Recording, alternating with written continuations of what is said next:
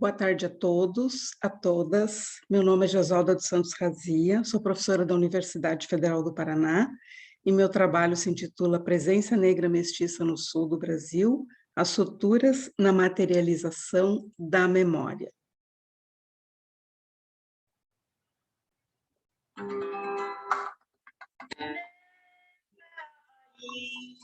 Da liberdade, negro é a raiz da liberdade.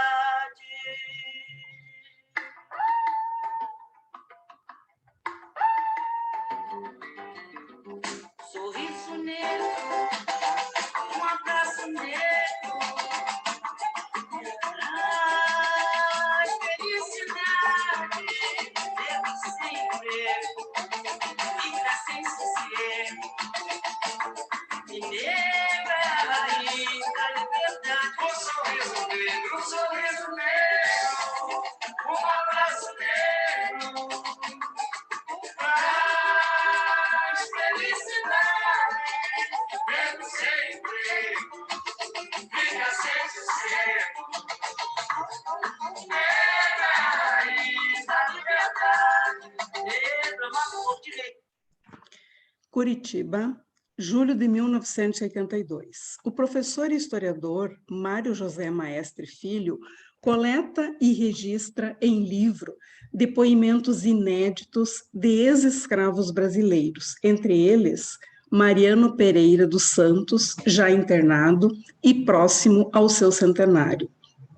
O senhor Mariano, que viria a falecer logo após o depoimento, produz um ponto de ruptura na historiografia da escravidão negra no Brasil, haja vista que é o sujeito escravo falando sobre e a partir do lugar do escravo.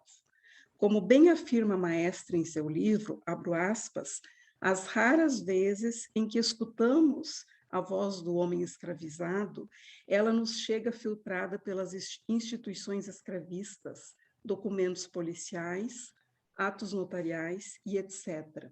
É preciso dizer que no depoimento do sujeito da escravidão não há controle do dizer, tampouco isenção ideológica.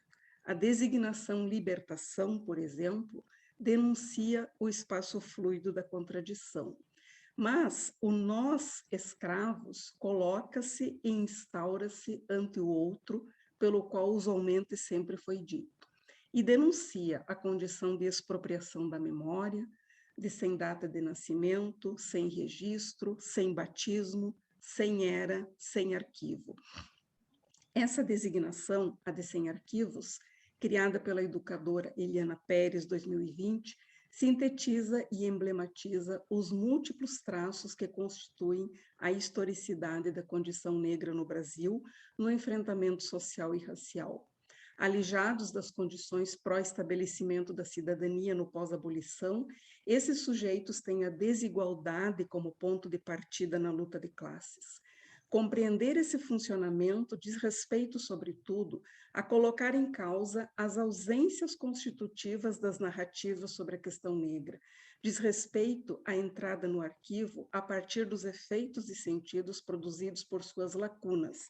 Lembremos aqui de Pechet, para quem o arquivo é espaço polêmico de maneiras de ler, uma descrição do trabalho do arquivo enquanto relação do arquivo com ele mesmo, em uma série de conjunturas, trabalho da memória histórica em perpétuo confronto consigo mesma. É, pois, a partir desse espaço da memória em confronto que situamos nosso olhar sobre a presença negra no sul do Brasil, considerando a emergência no arquivo da tessitura dessa memória que foi historicamente surrupiada. Nesse movimento, atentamos para os processos de reconstituição dos fios do dizer, dada a precariedade da voz do sujeito ex-escravo. Os movimentos de resistência negra fazem parte de condições de produção que dizem respeito a uma temporalidade de rupturas dos silêncios e de estabelecimento de espaços de legitimação. Podemos citar, entre tantos acontecimentos históricos que compõem esse cenário, a Lei de Cotas, aprovada em 2012, a inclusão e obrigatoriedade no currículo oficial de ensino da temática História e Cultura Afro-Brasileira e Africana, a partir do sancionamento da Lei 10.639 de 2003, em alteração à LDB vigente, e o Dia Nacional de Zumbi da Consciência Negra, celebrado em 20 de novembro, e instituído oficialmente pela Lei 12.519, de 10 de novembro de 2011.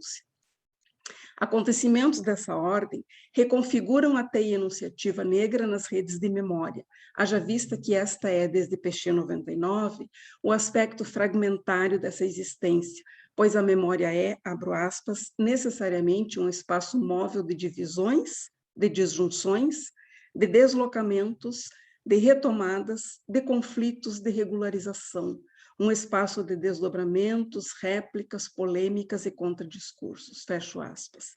Para pensar a relação entre o passado feito de silenciamentos e o presente ante o esforço de rupturas, situamos o debate teórico-analítico em torno da noção de memória suturada, com desdobramentos da leitura de Robin 2016, obra em que a autora postula a saturação como esse excesso de memória que nos invade hoje e que poderia ser apenas uma figura do esquecimento, pois a nova era do passado é a da saturação. Entre o excesso proposto por Robin como anverso do esquecimento e o a mais possibilidade igualmente do esvanecimento, propomos a sutura enquanto vestígios linguageiros de uma tentativa de fazer cicatrizar a ordem da exclusão, do não pertencimento, no caso das populações afro-brasileiras. Marcas na linguagem dos fios do discurso que emergem como ponto de encontro entre a ordem do impossível, constitutivo do dano, e a do possível, instaurado pela falha na ideologia. É assim que mobilizamos a linearização de uma memória acerca da presença negra no Sul, tecida a partir de fragmentos, dos quais trazemos parte de um verbete da Enciclopédia Negra, organizada por Flávio dos Santos Gomes, Jaime Laureano e Lília Schwartz. Damásia, século XIX, Paraná. Deve ter nascido em 1830, possivelmente filha de africanos que foram trazidos por tropeiros, passando por Sorocaba. Em 1850, Damásia era cativa de Inácia Maria. Com apenas 20 anos, era mãe do pequeno João. Ela resolveu fugir com o filho e, para isso, estabeleceu estratégias. Escolheu a noite do dia 12 de abril de 1850. Na manhã seguinte, Damásia já seria perseguida por capitães do mato. Acabou capturada dias depois. Damásia sabia que a fuga tinha várias etapas. A primeira era evitar a imediata captura, permanecendo escondida em algum lugar. Depois era preciso procurar ajuda. Podia ser empregada numa fazenda ou vila, talvez se passando por alguém livre. Caminhando pelas matas da região, aconteceu, porém, uma tragédia. Seu filho, João, acabou sendo picado por uma cobra peçonhenta. Em desespero, Damásia, com o coração doendo, lançou o corpo do menino João, já sem vida, no rio Iapó e se dirigiu rumo à cidade.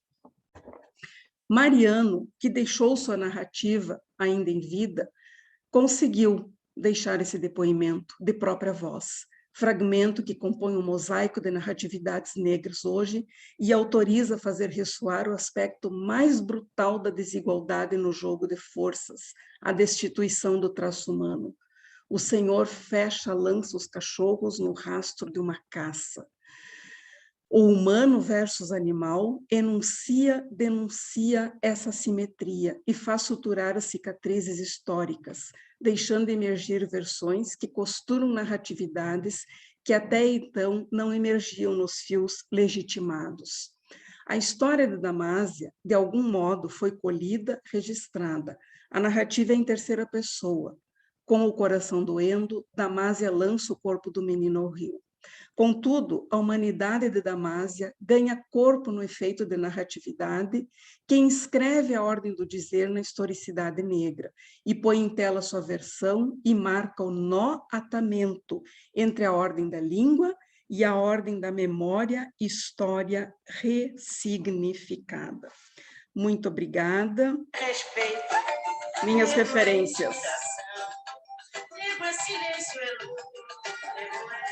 A sua solidão. Negro, ele já foi escravo. Negro é a própria verdade. Negro é destino. Negro também é saudade do sorriso negro. Um sorriso negro para ter um abraço negro.